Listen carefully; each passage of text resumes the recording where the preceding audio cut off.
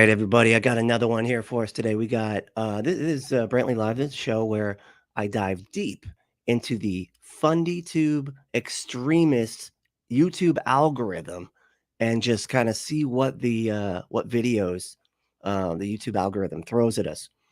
I find a lot of stuff about demons. Honestly, that tends to be mostly what's going on here. And this guy, Michael Knowles, seems to come up all the time. He's just constantly here. He's very much in the same thread as a lot of the other channels that I watch, which is kind of funny. Seeing as though like most of the other channels that I follow are not necessarily political, right? But he is on a channel that is necessarily political, but he also covers a lot of like demon stuff, as you can see here. That says ex-Pentagon official confirms in all caps that aliens are demons. So, you can kind of see like why this tends to pop up a lot on my little journey down the fundamentalist extremist YouTube algorithm rabbit hole. You know what I mean? You can see why he comes up quite a bit. So we'll go ahead and give him a platform here to speak and see what he's got to say. The biggest debate at the Daily Wire is not over gender. It's not over the 2024 race, and it's not over. Of course not. If it was over gender, y'all wouldn't be working there. Like if there was any dispute about gender, the person who would disagree with y'all would not be working there. For immigration, or the biggest debate. Aliens. Aliens. Okay, right there. That I don't know how many of you have been around someone on cocaine.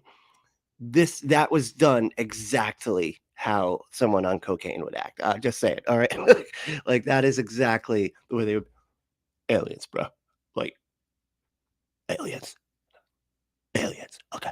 Like that is such a coke move right there. It's like, okay, man, got it. Yeah. Some people doesn't have the gravity that you're acting like it does, but okay. All right, got it. Aliens, right. People, like my colleague Matt Walsh, say that aliens are real. ET comes down, abducts people, prowls around, little green men. And some people... It's so odd that Matt Walsh thinks that. I would have thought that Matt Walsh would be as much of a fundamentalist as this clown, but I guess he's not. I guess he is still can believe in things that might fly in the face of his fundamentalism. Are correct. Such as yours truly, who observes that ET is fake. Who talks like that? And some people are totes right. Just like me. Okay, that's totes right. That's what I'm saying. I'm right about this. Everybody else, like weird. Why would you need anyway?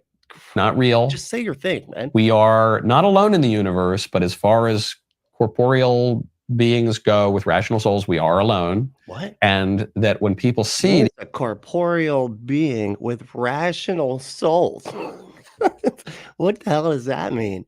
He thinks that the soul is the part of your brain that's capable of reasoning? Is that what I'm getting from this? Okay. These unidentified flying objects, and when they think they encounter the little green men, they're most likely just talking to demons. And see, it's amazing. This is why people think that when you use the word likely, it's a subjective term because people just throw it around like that. We're saying it's more likely that you're speaking with demons. No, it's not more likely that you're speaking to demons. You need to demonstrate that it's more likely. And one way to demonstrate that it's more likely is by demonstrating that the thing that it's likely to be caused by exists, because anything that is that exists, that can be an explanation for whatever it is more likely to be the case than something that hasn't been demonstrated to exist. Okay, that's how that works as far as logic and explanations go. Okay, amazing. People make fun of me for this. Yeah, but the reason, for good reason, people make fun of me for this point of view is because they are moderns. They're modern secular libs, and aliens are. They're just demons for modern lib people who can't imagine that there's such a thing as metaphysical reality. So it's for people who are materialists who think that everything that's real has to be flesh and blood, which obviously isn't true. Oh my God. Okay, he doesn't understand what metaphysical means. We do believe, as a materialist myself, We do believe in metaphysical things, right? Because those are things that just exist within the minds of things that exist. That's what meta means, right? Exists on a meta level. It's like it exists within something that exists. We're humans. We exist. We have minds. Concepts exist in our minds, like mathematics. Mathematics is a good example of something that exists in meta form. It's something that now, if there were no human, like there's a whole discussion that can be had in philosophy, like a philosophy discussion about whether or not numbers exist, right? And one of the questions that is posited in that particular debate is if there were no thinking minds on the planet, would mathematics still exist? And I would say that I have an answer for that. I don't have an answer. It's just an interesting conversation to have. Now, but it's basically, mathematics are like a grid that you put over everything to better understand the world, right? So in that sense, they wouldn't exist. But my point is that we do believe in metaphysics or metaphysical things. We believe that they exist within the minds of people that exist. So technically, he's actually right, because demons do exist metaphysically, right? They exist in the minds of things that exist. That means they don't physically exist, right? So he's actually stupidly right about this. Like, it's so funny, but only because he doesn't really understand the nature of what metaphysical means. Some of the most important things in life are not material: hopes, dreams, love, mathematics. There are plenty of things that are metaphysical, the moral order. All those things that we believe in, all those things materialists would believe in. So, but we have convinced ourselves in this unsophisticated day and age that it's all got to be physical. And so even the you just mentioned a bunch of things that are metaphysical that materialists would still acknowledge exist, because they exist within the minds of people. Like, that's demonstrable. We can demonstrate that people have hopes, dreams, love, mathematics. Like, we can demonstrate all those things. All you got to do is bring someone, hey, come here, do you got any hopes and dreams? They're like, yeah. You know what they are? I want to be a rock star someday, or whatever. Like, okay, that was his hopes and dreams. Like, that's how you demonstrate that. Like, but he's taking it to this stupid level of misunderstanding what metaphysical means to basically say that it's like the spiritual realm, which is not metaphysical, except in the sense that it exists within just his head and nowhere else. These celestial beings have to be physical. They can't be merely spiritual. Now, there's a fella. Not a thing, man. Yeah, they need to exist in a physical. Like, if the spirit world were true, if there was some realm that was spiritual, it would be part of the physical world. It would just be a part of the physical world that we have a hard time detecting, right? If it were true. But since it's not, it just doesn't exist, man. And it's not part of any world. And that's why, but I hate it when people say that. They're like, oh, you just believe in the things that are in the physical world. Yeah. And the things that you believe would be part of that if they were demonstrably true, but they're not. So, By the name of Luis Elizondo. This is reported by the New York Post. Though I got to give a hat tip to Popehead here, a great Substack writer and tweeter who called my attention to this. Popehead. Luis Elizondo is a former intelligence officer with the Department of Defense. He claims he was the director of AATIP, the Pentagon's UFO program, from 2010 to 2017. Former Senate Majority Leader Harry Reid has defended this guy and said he actually was pretty prominent in the government working on these things. Here's what he had to say. I remember the conversation very well. This is a person I respected tremendously, very, very senior person. He's told me, he said, Lou, I want you to stop doing this. I said, okay, sir, I certainly can, but may I ask why? And he says, well, we already know what it is. Now, at that moment, I honestly thought maybe it was our own technology. I was running up against some super uber secret SAP, and they were telling me to stop. And I said, access probe. That's what a SAP is. It's not just some idiot that believes dumb stuff so that they're taken advantage of, like people that watch this show unironically. But it's special access. Okay, sir. So it's ours. And he said, no, that's not what I'm saying. And he said, he asked me point blank, have you read your Bible lately?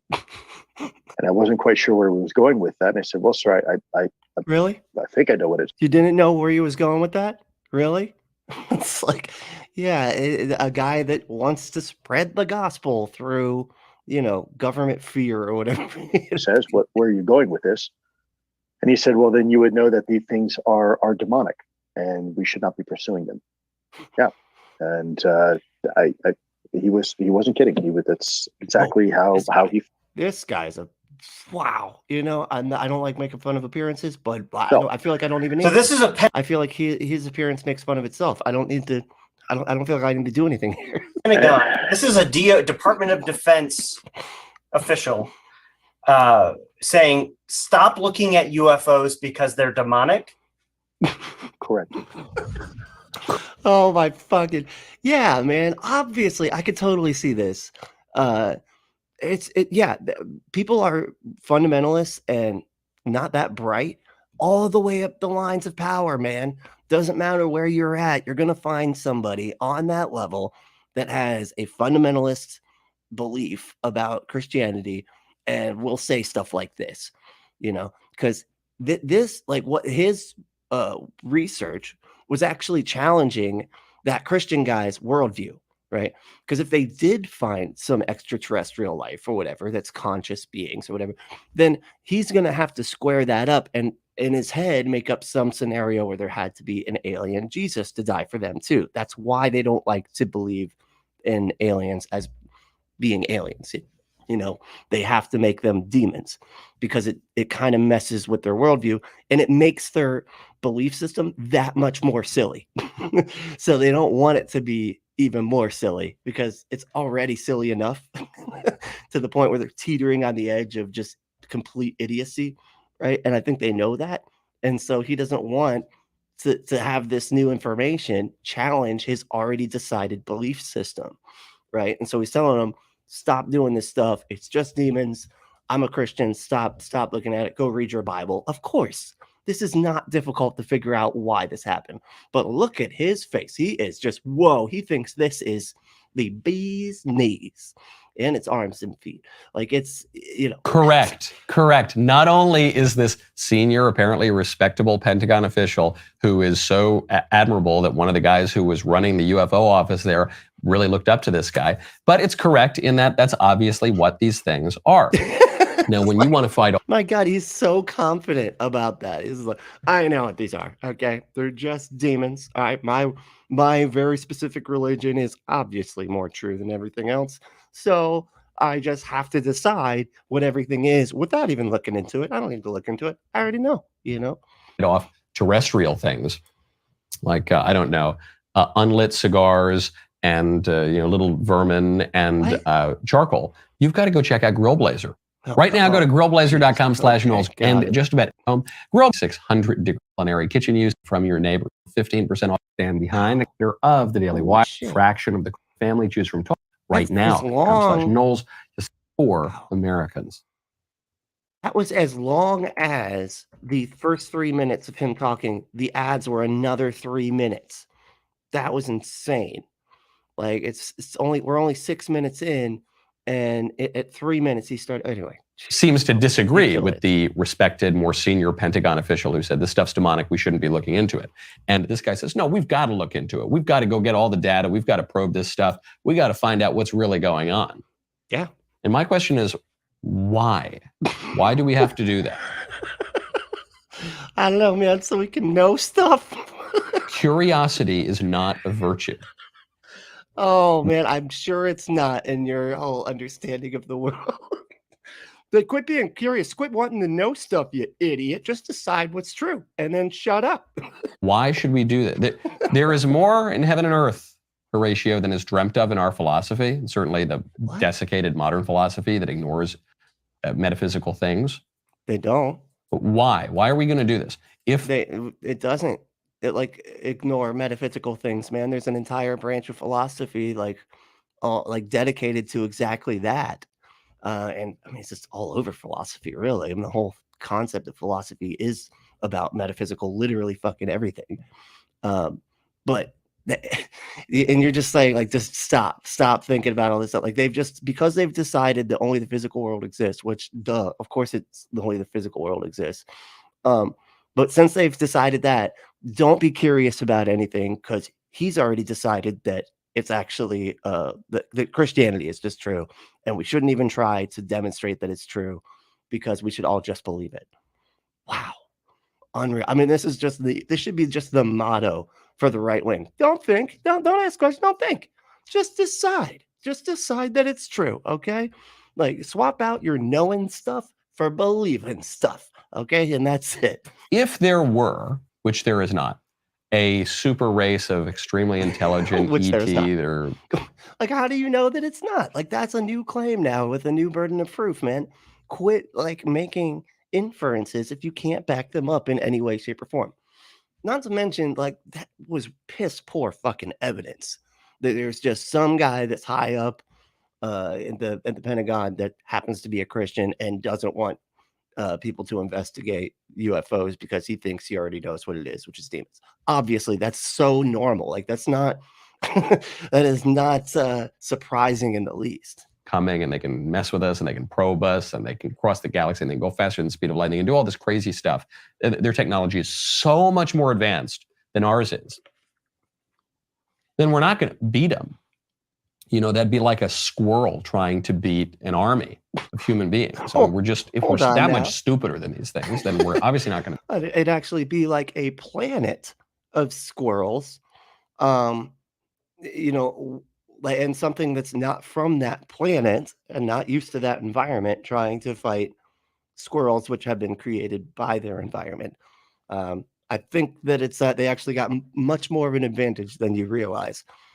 You know, because a bag of squirrels can fuck you up, man. They can fuck you up. It's going to beat them. If they're demons, then we should want nothing to do with them. C.S. Lewis had a good bit on demons, which is... What does that mean? Like, if they're demons, then let's just figure out that they're demons. Why do we... Like, let's just have a better... just more evidence to point to say, hey, look, these are demons. Don't you want that? Wouldn't you want to have, like, evidence to demonstrate that what you think is actually true? Instead, you're literally saying, stop investigating. Stop trying to figure stuff out. Just decide that this is what it is. Which, oh my God, nothing could be more succinctly religious than that, you know? He said, the right attitude toward demons is that you should know that they exist, because there is spiritual reality. We are body and soul. We're hylomorphic composite beings with a rational soul. That's why we have an appetite, and we have to eat food and drink water to sustain ourselves. What was that? I'm sorry. I got to go back and see what the fuck that was. What? We are body and soul. We're hylomorphic composite beings with a rational soul. Hylomorphic composite beings with a rational soul? What, man? What the fuck is that? I don't know. I mean, a rational soul. That's hilarious. So that's what he thinks, like that. That's why we're able to reason, is because we have a soul. That's the soul's the reasoning part of our brain, huh? Okay. So does AI have a soul? I don't know. Just saying. Maybe there'll be all sorts of robots in heaven. That's why we have an appetite, and we have to eat food and drink water to sustain our. Okay, that's so the physical part of our body. It needs foods and it needs waters too, and really love too. If you want to get into the psychological aspect of, like, what are you doing, man? What are you talking about here, man? Man does not live by bread alone, and we can use our abstract reason and moral judgment to think of things like justice, or art, or culture, or opera. Or, I don't know, right? We can all do both those things. Things are metaphysical. Certain beings are purely physical. They don't have a rational soul, like a rock. Even the animals, they don't have abstract reason. We don't put them on trial. We don't put a dog on trial when he bites you. Okay, that's why. And then on the other side of things, there are beings that are purely physical. Ideas are physical, and angels and demons are physical too. You and just said they're metaphysical. What are you talking about? Ideas are physical. Did he completely mess up what he's saying? Or is he just saying the opposite of what he just said before the commercial break? Because it sounds like he's completely lost track of what he's saying. Ideas are not physical. They are metaphysical. They are something that exists within the minds of a physical being. And that's the only way they exist, is just in the minds of humans. Known this for all of history until modern Western liberal secular people, and like 100 years ago.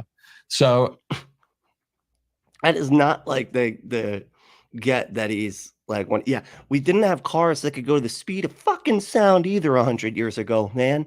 Okay, a lot's happened in this 100 years. Okay, so saying that, it just changed just as recently as 100 years ago. Yeah, man. Like, we also like nearly doubled our life expectancy because of the medical science that we've got now. So yeah, 100 years, you can learn a lot, man. We learned a lot in 100 years. If they are demons, then C.S. Lewis points out the right attitude is know that they exist, be on guard. They're trying to prey on souls, tear you down to hell, and give you a bad eternity.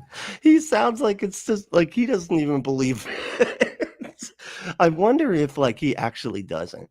I wonder if this is all just a fucking act, that he knows that the Christians are the easiest marks to get, to get his stupid bullshit into their brain and have them be convinced that it's reasonable at the very least. And so he just pretends to be this, or he's really this stupid and he just is this credulous. I don't know. But I swear it seems like it's just a business model choice. And so we should know that, but we shouldn't be too curious about them. So it's kind of like bugs. I don't know. When you've got bugs in your house, you've got to be aware of that and take care of the problem and like keep them from coming in and kill the ones that are there. How do you do that? How do you keep them from coming in? Like, how do you know what to do in order to keep them from coming in? It's almost like you need to be curious enough to investigate them, to see what they're capable of, how they function, why they do what they do, how they work, in order to keep them out of your house and so on and so forth. Fortunately, we've already done that with bugs, and now we have entire companies that are dedicated to keeping those bugs out of your home. But that would not be the case had not somebody been curious and go investigate how the bugs function in the first place. It's almost like your whole analogy proves the exact opposite of what you're trying to make it say, But you don't want to spend a lot of time with them. You don't want to spend your whole day thinking about the bugs, being around the bugs. You just want to get rid of them, okay? And that's how I feel about why Alien. You're not. It's crazy. He's like goes through all that to not make a case.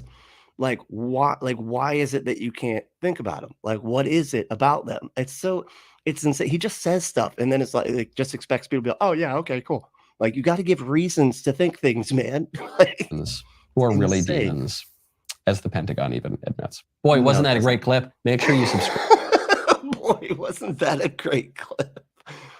No, it wasn't. It wasn't that great, man. It was. I would mark it as average. It was an average one. Okay.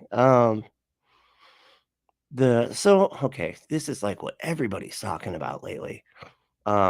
This Titanic sub, which is, oh my God, it's just unbelievably ironic. The whole thing is so ironic. So let's just came out. The end of the world is. So we're kind of on a Michael Knowles day. So we're just gonna stick with a Michael Knowles day. I don't know, because it seems to be working, and I do kind of want to like talk about the sub and what's going on there. And so I guess this is a good vehicle, pun intended, to do that, So let's go ahead and do it. The end of the world is officially upon us, because now, precisely 5 years and 1 day ago, Saint Greta of the Blessed Sailboat, Miss Thunberg herself, predicted it. She tweeted in a curiously deleted tweet that, quote, a top climate scientist, how dare you? She said, a top climate scientist is warning good one, man. that climate change will wipe out all of humanity unless we stop using fossil fuels over the next 5 years. Now, to be fair to Greta, she did not say that the world would end in 5 years. She said that climate change would wipe out all of humanity unless we stop using fossil fuels over the next 5 years. I mean, I don't know about the 5 years number specifically, but she is right about that. I mean, we know for a fact that the fossil fuels are contributing to the the climate changing at such a rapid pace that it's going to really fuck us up, if not kill us all. And those are different claims, but the practical consequence of them is pretty similar, pretty much the same. Whether we're already dead or merely inevitably doomed, there is now, according to Greta Thunberg, absolutely no reason to try to do anything about so-called climate change. It's too late.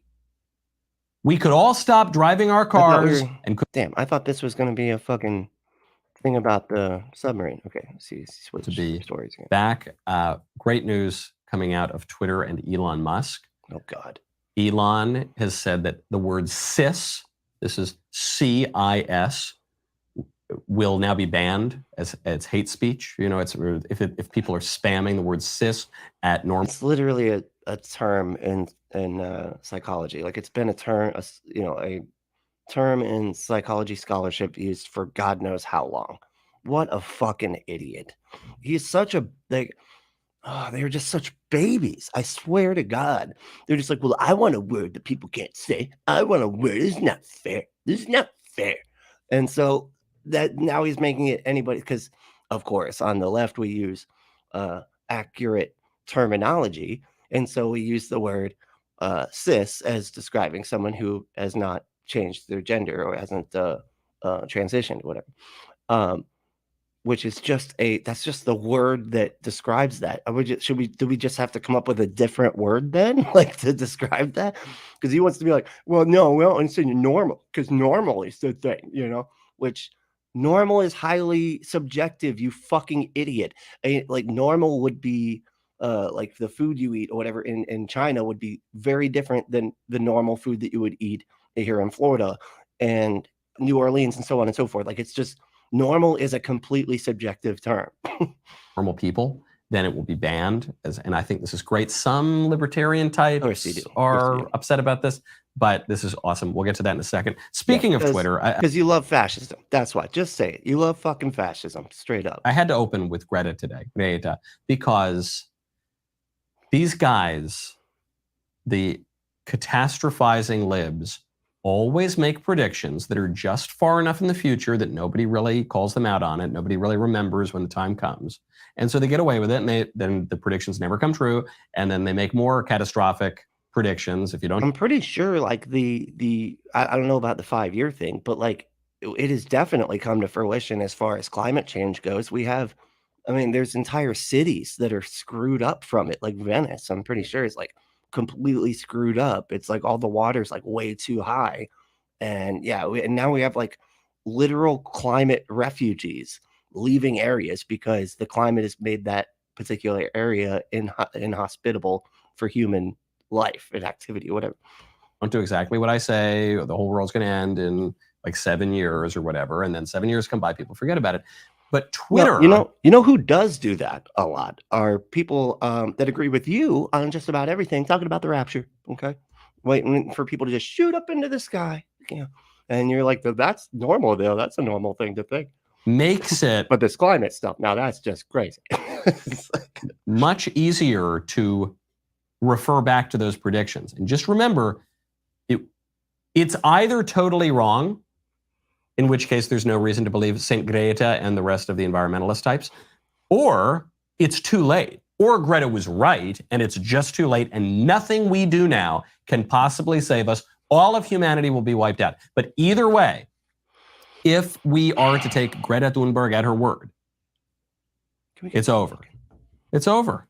That's great. Yeah, that's During the very department's helpful. regular oversight of our execution of presidential drawdown authority for Ukraine, we discovered the value of clarifying how.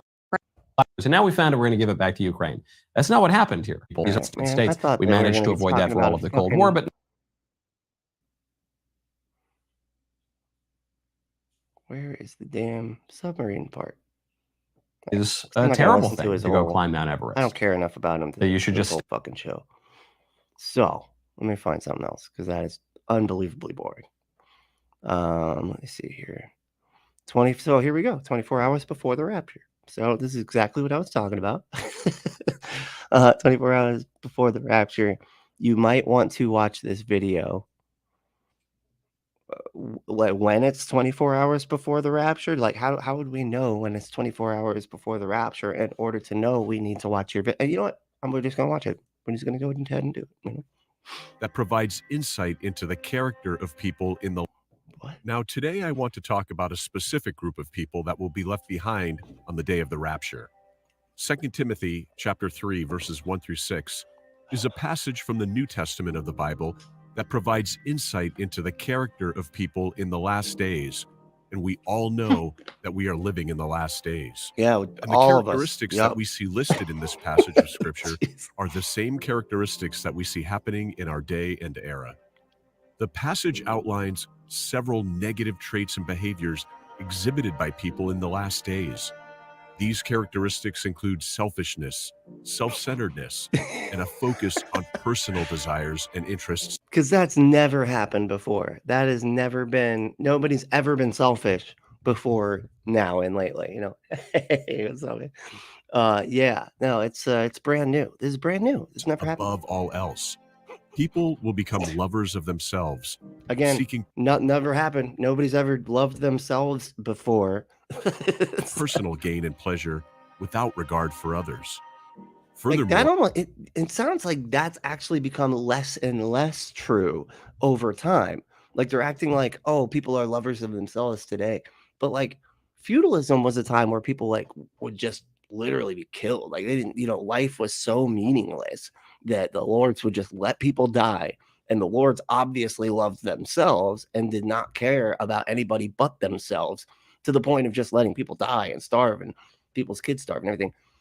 That's not happening anymore because we actually do have love and concern for other human beings that we didn't ever in the past, and that's continually getting more and more broad of a truth. Like we're starting to be more and more sensitive to more and more marginalized people, which is awesome. I think that's in general a good thing.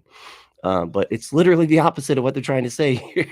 So Paul funny. mentions that individuals in the last days will be driven by greed and materialism, pursuing wealth and possessions. Again, feudalism, hello. At the expense of moral values. They will engage in dishonest practices, exploiting others for personal gain. Feudalism. Paul also highlights the prevalence of arrogance, pride, and boastful attitudes among people in these times. They will have a sense of superiority and display a lack of humility or gratitude. However, today we are going to be focusing on. It's so crazy that every single thing that he just said could be describing feudalism to a goddamn T. You know, the system that we had hundreds of years ago. You know, one verse, 2 Timothy chapter 3, verse 5, having a form of godliness, but denying the power thereof, from such turn away. Those who display a form of godliness are those who outwardly show religious behavior. They appear to be godly, but it is only a facade. And that's everybody but the people that think exactly your thing, right? That's literally everybody that's not your exact denominator or doctrine of your exact denomination of your exact religion, right? Because that's how you have to think about it, right? Their religion lacks true power, as seen by their unchanged lives. They talk about God, but continue to live in sin, and they are content with this lifestyle. So, what is a simple definition of godliness? It is living in a way that reflects the character of God, obeying His commandments, and seeking it's to. Almost as if you got a bunch of people disagreeing about what that is to begin with, right? It's almost as if that's the case. And then everybody just decides that, just like Michael Knowles was earlier, not to try to figure anything out. Just decide you're right. Just decide you're right. And then you don't have to worry about it. You know, just honor and please Him in all areas of life. An even more simple definition of godliness goes as following.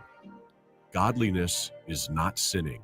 Godliness is not sinning. Yeah, you said that. Yeah. How do we know godliness is not sinning? Wow, that is deep, man. That is some deep shit. So what, man? Like sin is a completely made up concept. It is something that by definition happens in order, or something that you do that can be described as something that you do that keeps you out of heaven. That is what sin is, like, as far as I am aware. And since there's no heaven, we can pretty much just throw the entire concept of sin in the trash because it doesn't make sense otherwise. Jesus was godly because he lived 33 years on this earth not sinning. Who is the godliest person in your church? Well, it is the person who Jesus. sins the Jesus is in my church, bro. So least in your church. Who is the least godly person in your church? It is the person who sins the most. Now, was this written by somebody who's fucking 12? Like, what is happening? Our Bible in 2 Timothy chapter 3, verse 5 tells us that there are a group of individuals who have a form of godliness. What is this stock footage going on? Like, what is happening here? Can you get me some magic hands throwing lights around? Can you do that? Because that really would help describe the people that think that they have godliness but don't. Because just the throwing around some light balls and everything, that'd be great. This group of people will be left behind during the rapture. And when they are left behind after the rapture, a percentage of them will be shocked that they are left behind because in their minds, they were Christians. And a percentage of them will not be shocked. It's so funny too, because all this would do, I think, for me now is be like, okay, well then, good thing I don't believe in any of this shit, because even if I did believe in any of this shit, I'm still having people telling me that I'm probably going to get left behind because I'm not godly enough. Like, all this does is steer people away from their bullshit, Oh, that the way they have been living is against the word of God. The truth is, you know that God is, and you know that this same God who is the same God who made you. You know that God is eternal. Okay. You do. I do. You know that God is invisible and omnipresent. If it's invisible, how can you know it?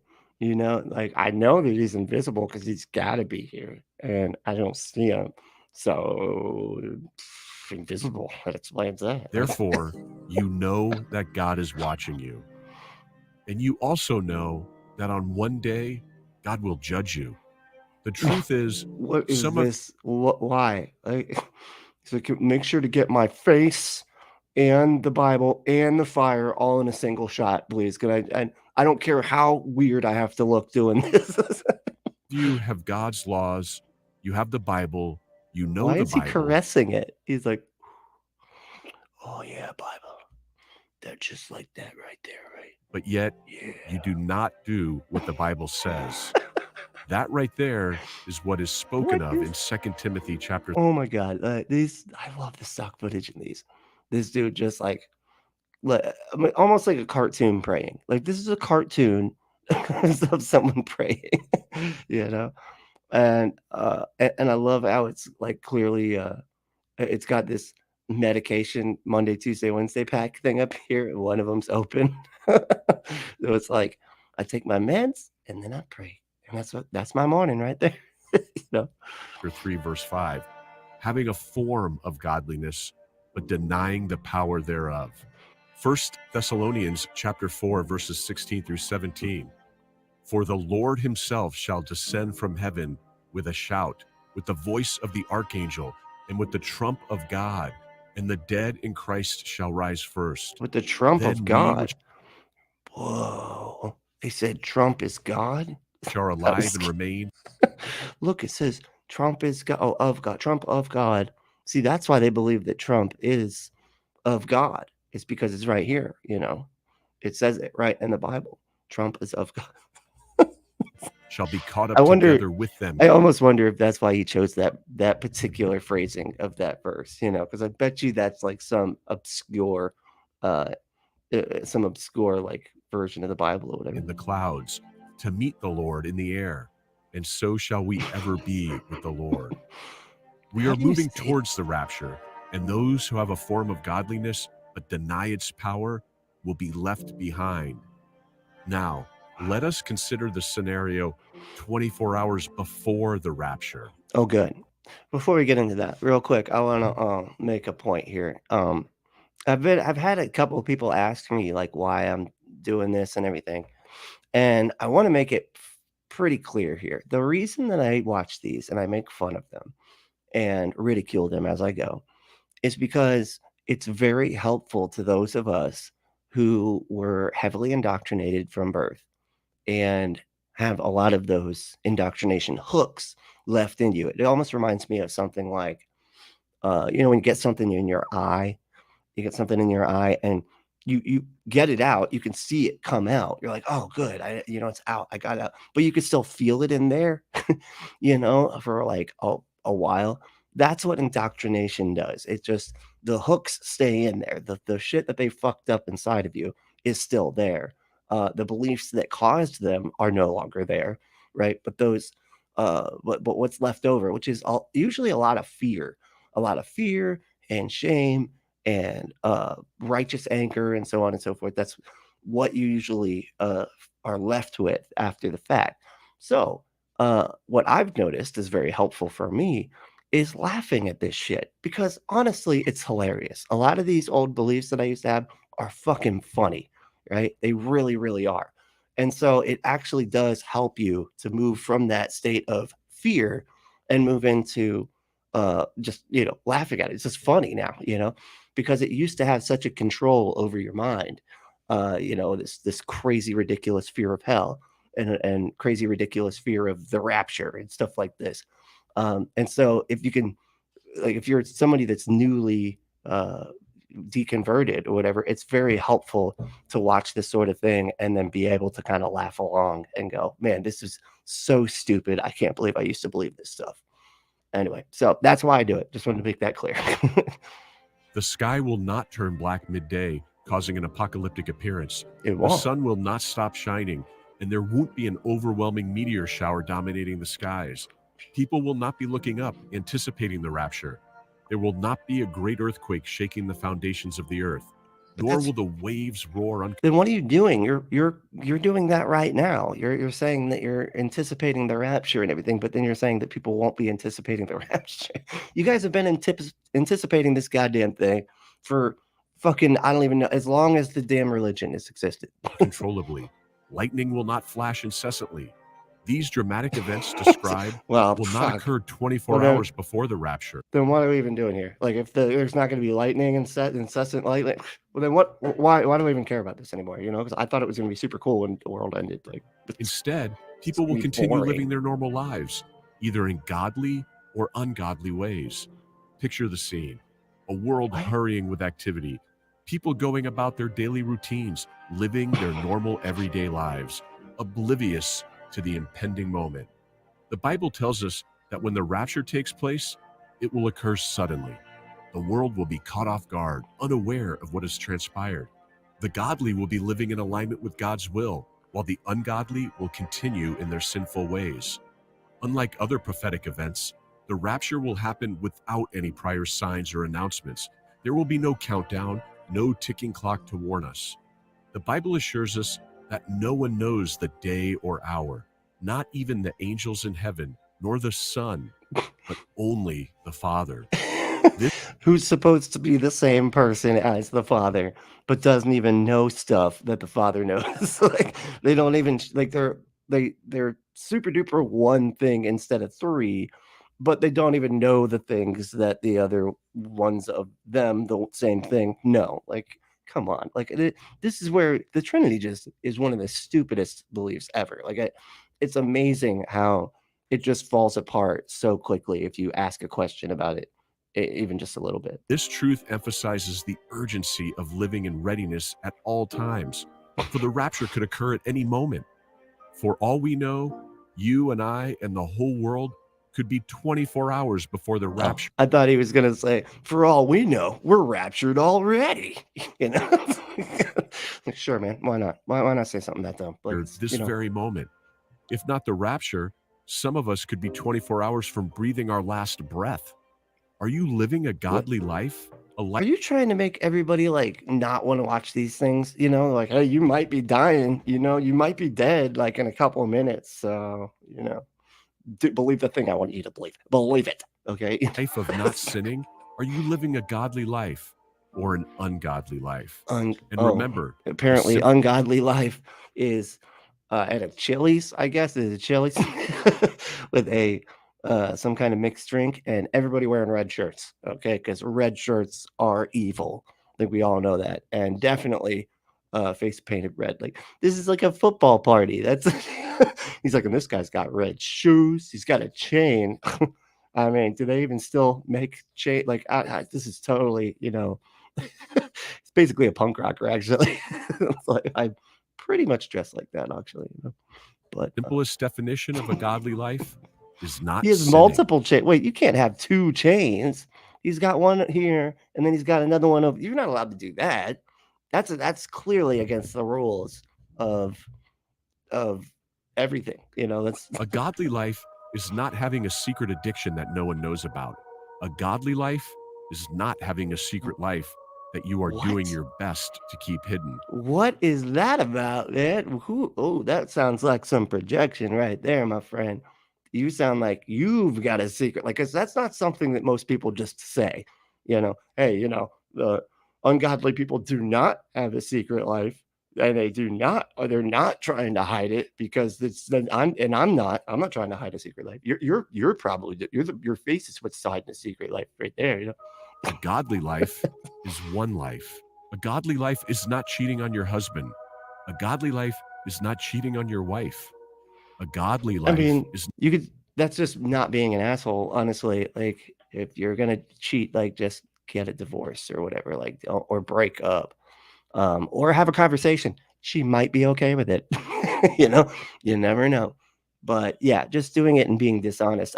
This has nothing to do with being godly, but it does have a lot to do with being a good person, just in general. It's not engaging in dishonesty or deceit, whether it be in personal relationships or business dealings. A godly life is not driven by. Well, all the capitalists right there are just like, oh, well, fuck me. This is some bullshit. What? I can't be dishonest with my business, but like, this is crazy. What do you think? Where do you think we live? Huh? This is America. All right. Selfish ambition or a relentless pursuit of personal gain. A godly life is not characterized by a lack. This is America, dude. It's like, that's our whole bag here, man. Of integrity or a disregard for biblical moral values. A godly life is not marked by harboring bitterness, resentment, or unforgiveness towards others. Holy shit. All three of those things are what y'all do on the regular. Okay. You are very bitter. You're very angry, very hateful, all because, women don't act, the like, men and women are different than the boxes you want them to be in. You know what I mean? That's what it is. You're so angry about the fluidity of gender that they're just bitter, hateful, resentful, whatever, all the things that he just said. And it's like, but godliness is not like that. Well, that pretty much just knocks out all of you guys, including you, because I'm pretty sure I've seen some of your videos talking about gender in a very negative way. A godly life is not consumed by materialism and the relentless pursuit of wealth and possessions. It's weird. Like, I hear materialism a lot when they do these videos. I was like, and they equate it with materialist, like believing that the material world is all that exists. And then they're like, so you must be obsessed with just things, just like things that you buy and all this. Like, it's not the same thing, man. Like, but they do equate that stuff a lot. It's really interesting. Godly life is not defined by engaging in sexual immorality. Oh, well, the godly will continue to live, which could be is something as simple as masturbation, by the way. That's sexual immorality. Because if you ever lost after a woman with your heart, then you fucked her. In obedience to God's word, remaining faithful and steadfast. Their lives will be marked by love, humility, and devotion to Christ. On the other hand, the ungodly will persist in their rebellion, indulging in worldly desires and rejecting the truth. They will be blinded by their. Everybody that doesn't believe my very specific thing is evil and bad, just trying to not believe stuff, because they're so bad. Because if they were trying to be good, they just believe everything I say, no matter what. So sinful pursuits, unaware of the impending divine intervention. Now, what is godliness? Oh yeah, because we were talking about, I forgot godliness. Fucking what? The impending okay. Is not a mystical quality. It is not a vibe. Godliness is not about whether you can preach It's not a or whether a vibe. person has any public gifts. Okay. The godliest people can be garden day variety saints that no one knows or listens to. You could just be a black woman just walking. It could be, that's it could just be that. I know you're thinking that it couldn't possibly be because we're all racist, but she could be. You don't know. Don't ever make the mistake in believing because someone has a great following or has a big platform or a mega church, that person is godly. Godliness. That's you, man. Like you, you have a huge following with these little weird videos that I'm pretty sure aren't even your voice. They're just a mechanical voice. Is not about performing miracles or performing Ooh, wonders. I like those. Godliness is not sinning. Trippy. Godliness is. It is. He's going back. He just ran out of things. He's like, hey, godliness is this, that, the other, and godliness is not sinning. Shit, I thought we already did. We already did. No. Anyway, I'm just saying it again. Whatever. We got to make this thing stretch here. Living in a way that reflects the character of God, obeying His commandments. It is not living a double life. It's obeying His commandments in like a Sinning. fucking blinky room. Godliness is. Look at this. It is living in a way that reflects the character of God, obeying His commandments. Like that's how you obey. You're in a blinky room with your eyes closed. It is not living That's a how you double life. It is not living one life for when people are watching and completely different life This when is no the one is weirdest around. stock footage. That is godliness. In a quiet suburban neighborhood, there lived a man named That one Michael. fits. Michael my. was a respected member of his community, known for his active involvement in the local church. He held a prominent position in the congregation and was regarded as a pillar of righteousness. However, beneath this facade of godliness, Michael harbored a secret that challenged the authenticity of his faith.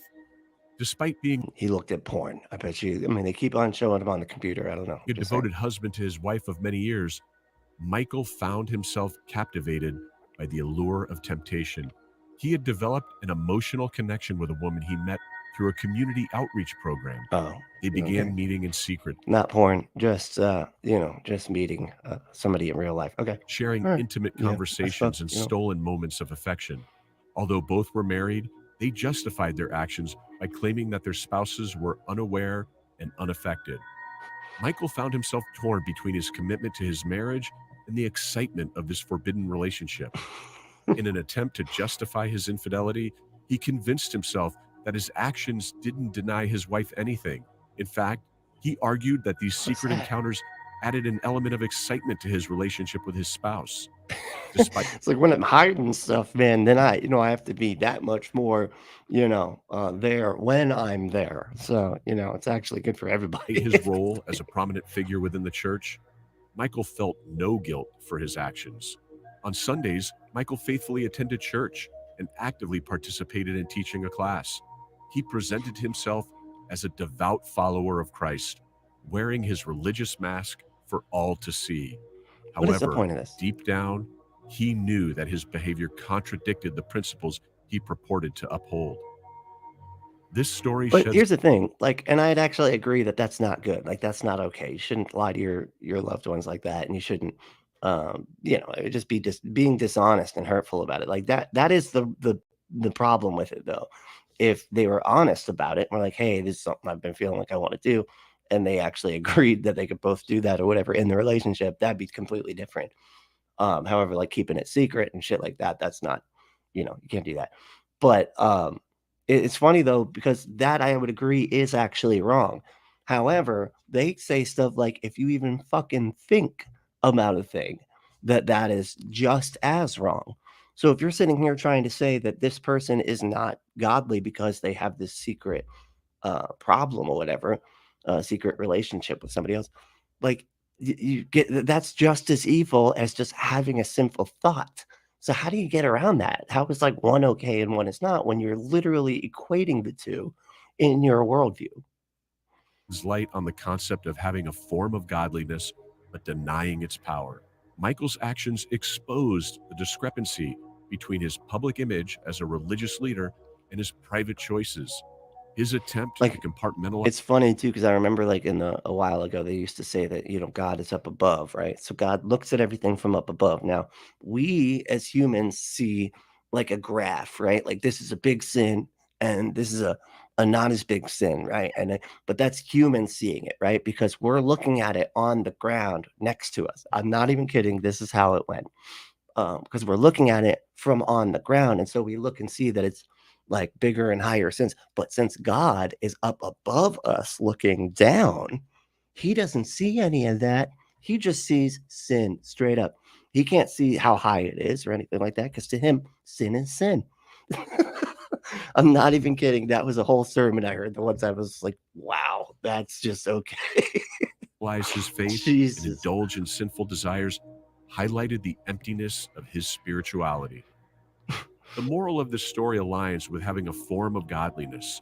It serves as a cautionary reminder that true godliness requires an authentic, wholehearted How do you know what commitment that is? to live. Like, because how do you know that guy wasn't sitting there doing that shit and then constantly asking for forgiveness for it? Would that be okay or no? Because, like, again, it's so weird when they do this. They act like one sin is worse than another, but then we'll make the complete opposite argument that it's actually all equal. And it doesn't matter because sin is sin, and sin keeps you out of heaven, and Jesus forgives you for all of it. But then they'll say things like this, whether anyway, it's just everything is self-defeating in these fucking things. Living out one's faith. Superficial displays of religious activities and empty rituals hold no value if they are not accompanied by a genuine surrender to God's transformative power. Now, I want to ask you a question today. If we were 24 hours from the rapture, do you have true assurance of salvation? Or have you lived an ungodly life, having a form of godliness, but denying the power thereof? God, they're so manipulative. Like this is intended. Keep in mind, this is intended for Christians to watch, right? And they're trying to get them to be that much more like shameful and feeling bad about themselves and everything like that. And they're, oh man, maybe I am one of those people that just has a form of godliness. Oh man, I gotta do something about, like, that's what they're hoping to do with this video, which is so fucked up, man. What is wrong with you? Like, oh man, the rapture's probably gonna happen and I'm gonna get left behind. And like, it's just how shitty. You may ask, God. how can I live a godly life?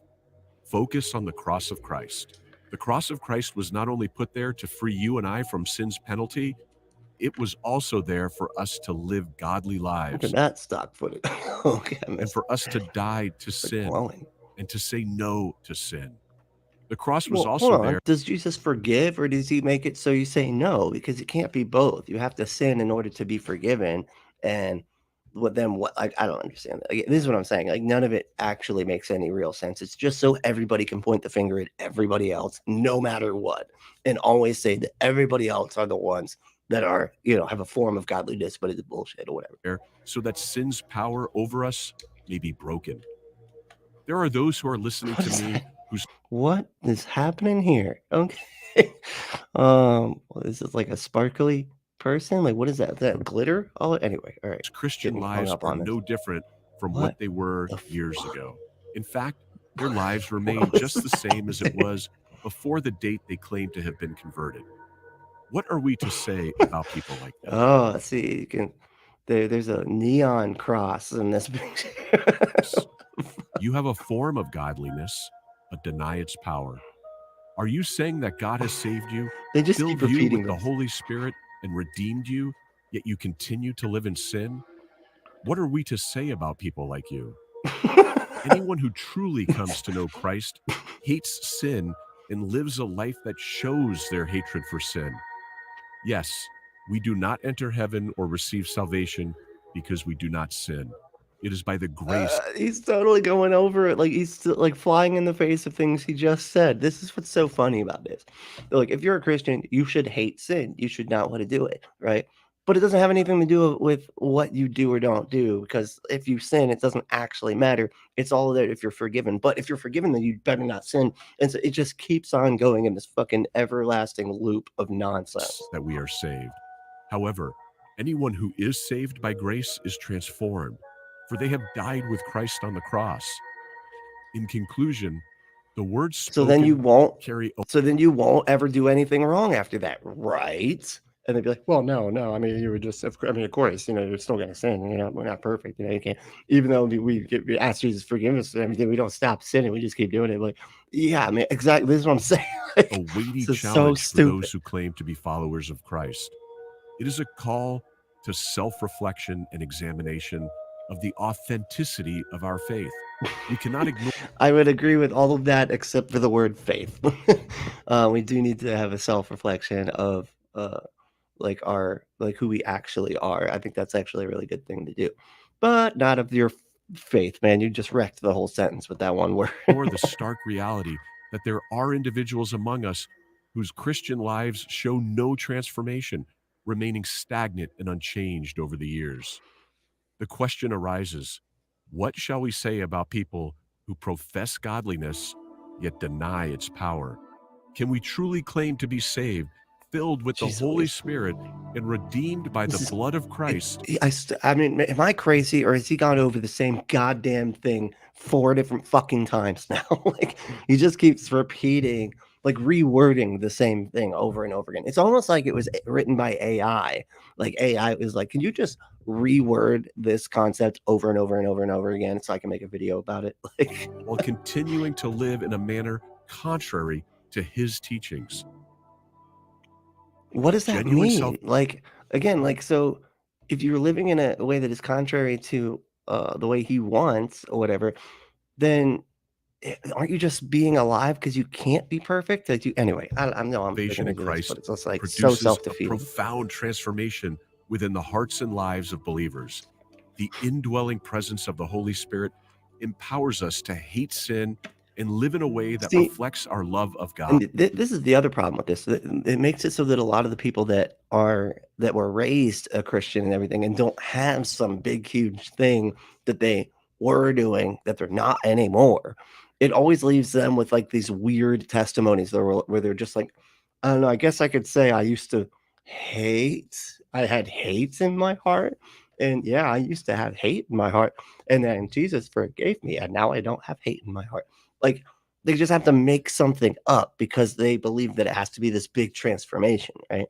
But a lot of the people like were just raised Christian and were just still Christian when they grew up, and that was it. God. We are not saved by our own efforts or by avoiding sin, but solely by the unmerited grace of God. How do you say this? What? He's like, we're not saved by our own merits or avoiding sin. How the fuck do you sit there and make a whole case about this guy who is cheating on his wife or whatever, and then say that, see, this means that he's not living the right type of life or whatever. He's being a bad Christian. He has a form of godliness, but he rejects its power, blah, blah, blah, blah. And then go to this part and go, but it doesn't matter. You don't have to try not to sin. None of that matters. We're saved through grace, not by works. But unreal, man. Unreal that they can go that hard back on what they fucking just said. Just don't contradict yourself. This is so simple. However, the transformative work of grace within us is unmistakable. They just make True followers of Christ are called to embrace the reality that they have died with him on the cross. This identification with Christ's death signifies that we have died with him on the cross. That is a fucking weird way to think. It's just like we have our own sins, and then we just hop up on a cross, get murdered, and then we come back and dressed in white, and that's a normal thing to think. A profound break from the power and dominion of sin in our lives.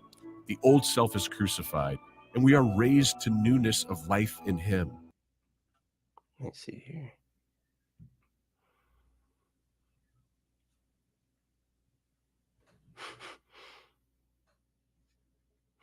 See what else we got in this little line here.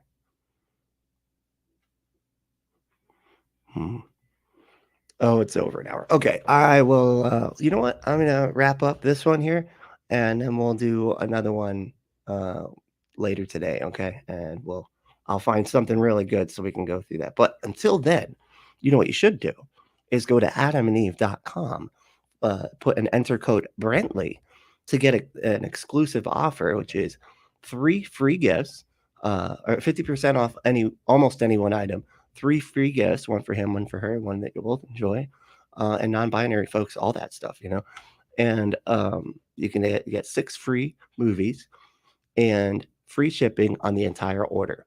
That's if you go to adamandeve.com, enter code word BRENTLY at checkout to get 50% off almost any one item, 3 free gifts, one for him, one for her, and one they'll both enjoy, 6 free movies, and free shipping on the entire order. That's go to adamandeve.com, enter code BRENTLY, that's BRENTLY, at checkout to get that exclusive offer. All right, y'all. Well, thank you so much for hanging out and watching, and we will definitely see you next time. If you want to, you can become a patron by going to patreon.com/unapologetics. That's the word unapologetic, but with an X at the end instead of a C. And you can get exclusive content there. It's all audio, but it's different than this content too. Sometimes it overlaps, but most of the time it is independent of one another. I usually read through articles and sort of do the same thing I do here, but with an article. So definitely check that out. And if you want, you like and subscribe, share the show around with all your friends, all that type of stuff if you enjoyed it. And if you want to be a mod, reach out to me if you can. Send me a message on. You can send me a message on Facebook Messenger and just say that you want to be a mod. And yeah, we got to work that out. I finally figured out how to do it. So, and I've been told that I do need mods. So, because you get trolled a lot, But anyway, thanks for watching. Stay logical, loving, skeptical, and compassionate. And we'll see you next time.